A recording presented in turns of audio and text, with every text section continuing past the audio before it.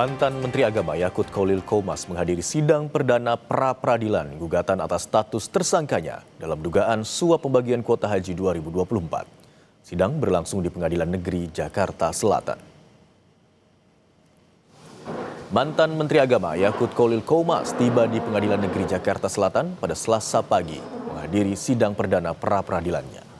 Sebelumnya, Komisi Pemberantasan Korupsi menetapkan Yakut sebagai tersangka karena dinilai menyalahgunakan kewenangan membagi 20.000 tambahan kuota haji. Sementara pihak Yakut beralasan pembagian 50/50 untuk kuota tambahan haji reguler dan haji khusus telah sesuai dengan Undang-Undang Penyelenggaraan Haji dan Umroh. Satu-satunya pertimbangan saya lakukan ketika menetapkan pembagian kuota itu adalah hifdun nafsi, menjaga keselamatan jiwa jamaah karena keterbatasan tempat yang ada di Saudi. Yang berikutnya kita harus tahu bahwa haji itu yurisdiksinya di Saudi. Jadi tidak semata-mata menjadi kewenangan pemerintah Indonesia, tidak. Yurisdiksinya ada di sana. Kita terikat dengan peraturan-peraturan yang ada di Saudi, termasuk pembagian kuota itu. Karena ada MOU yang kita jadikan pegangan, sehingga lahir KMA itu MOU. Mantan Menteri Agama Yakut Kholil Qomas ditetapkan KPK sebagai tersangka terkait korupsi kuota haji 2023-2024. KPK juga sempat meminta keterangan Yakut sebagai saksi pada 30 Januari lalu untuk tersangka lainnya yang juga mantan staf khusus ex-Menteri Agama. Informasi terkini terkait sidang perdana gugatan pra-peradilan yang diajukan mantan Menteri Agama Yakut Kholil Qomas, kita akan tanyakan kepada jurnalis Kompas TV Tifal Solesa dan juru kamera Adini Anissa di Pengadilan Negeri Jakarta Selatan. Selamat siang Tifal, apa saja gugatan yang diajukan ex-Menteri Agama Yakut Kholil Qomas di sidang hari ini?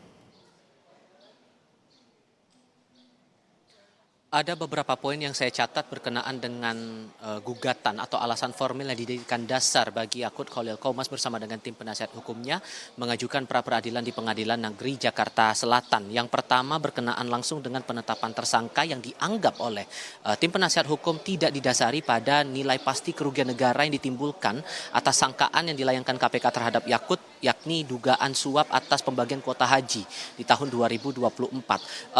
Tidak disebutkan secara detail, tidak jelas alasannya, itu yang disebutkan oleh Melissa Anggraini kepada wartawan setelah sidang berlangsung hanya 10 menit tadi di ruang sidang utama Pengadilan Negeri Jakarta Selatan. Kemudian poin berikutnya penetapan pasal yang dikeluarkan oleh KPK. KPK menjerat Yakut bersama dengan tersangka lainnya, Gus Alex sebagai staf khusus Menteri Agama menggunakan pasal 2 dan 3 Undang-Undang Tindak Pidana Korupsi. Sementara menurut Melissa dari putusan Mahkamah Konstitusi 2 pasal itu sudah dianggap tidak berlaku lagi dan digantikan dengan pasal yang sudah tertuang dalam Kitab Undang-Undang Hukum Pidana atau KUHP Nasional alias KUHP baru, sehingga ini dianggap tidak relevan. Poin lainnya adalah soal sprindik yang dikeluarkan oleh KPK. KPK disebutkan sudah 3 kali mengeluarkan sprindik terhadap Yakut dalam perkara ini, namun Melissa mengaku Yakut baru menerima sprindik awal saja, baru 1 kali saja yang menerima surat sprindik itu.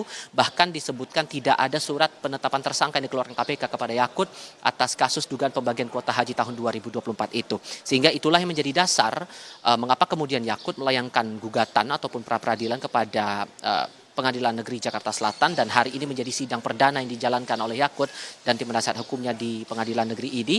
Dan tadi sidang dipimpin langsung oleh Hakim Tunggal Sulistyo Muhammad Dwi Putro. Sudah sempat saya sebutkan tadi bahwa yang awalnya sidang berlangsung pada pukul 10 atau dijadwalkan pada pukul 10 waktu Indonesia bagian Barat di ruang sidang 2 pengadilan ini, namun berpindah ke ruang sidang utama Pengadilan Negeri Jakarta Selatan. Ada beberapa pihak ataupun juga simpatisan dari Yakut Kholil Qomas yang ikut datang kemari sepanjang proses persidangan yang berlangsung singkat tadi, dan dalam kurun 10 menit sidang langsung dinyatakan ditunda dan akan kembali dilanjutkan pada 3 Maret 2026 nanti, Imron. Ada katakan sidang hanya berlangsung 10 menit kemudian ditunda begitu ya. Lalu apa alasan penundaan sidang dilakukan?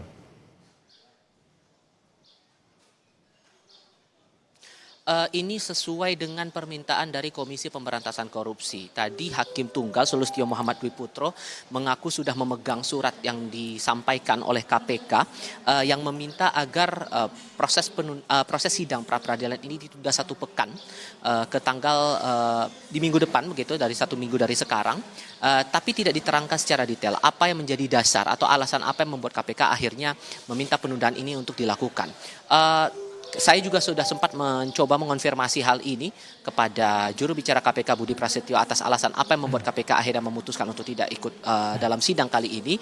Walaupun pada awalnya juga saya sempat berupaya untuk memastikan apakah dari pihak KPK akan hadir atau tidak, namun hingga saat ini masih belum mendapatkan konfirmasi. Tapi ini juga yang akan kami terus upayakan untuk memastikan lagi hal apa yang menjadi dasar dari KPK meminta penundaan 1 pekan atas pra-peradilan yang diajukan oleh KPK dalam proses persidangan pertama Yakut Khalil Qomas dalam pra-peradilan kali ini. Tapi merespon dari penundaan ini dari Yakut Khalil Qomas maupun juga kuasa hukumnya Melissa Anggraini menghormati apa yang sudah menjadi keinginan ataupun juga permintaan dari pihak KPK ini lewat surat yang sudah disampaikan oleh Hakim Tunggal tadi. Namun mereka juga mengharapkan bahwa seluruh proses ini berjalan dengan transparan sampai akhirnya dikeluarkan putusan apakah aspek formil dari penetapan tersangka terhadap Yakut ini sah atau tidak. Imron.